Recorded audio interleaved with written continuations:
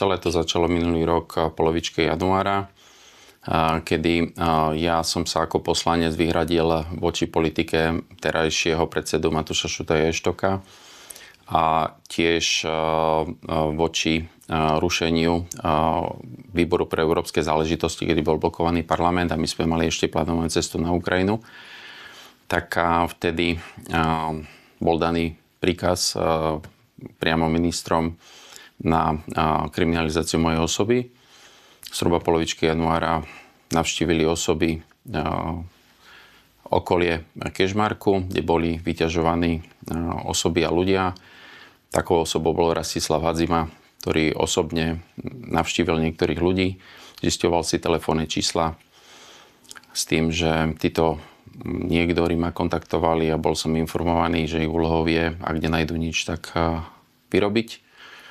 S tým, že boli nájdené osoby, ktoré boli ochotné spolupracovať v rámci týchto osôb.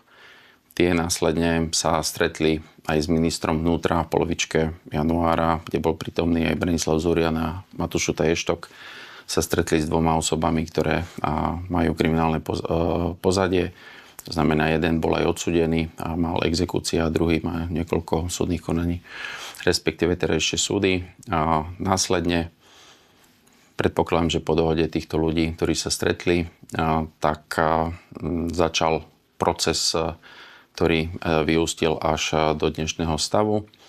A celé to dozoroval Úrad boja pre organizovanú kriminalitu Východ, preto aj Robert Puci, ktorý sa mi niekoľkokrát vyhrážal počas týchto hlasovaní, tieto informácie má, pretože jeho manželka je veľmi vysoká policajná funkcionárka na Východe.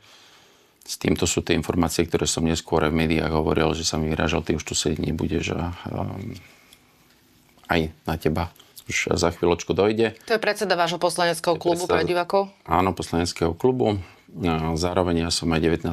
januára v roku 25 Markíze jasne povedal, že vnímam okolo seba osoby z bezpečnostných zložiek zvýšenú aktivitu a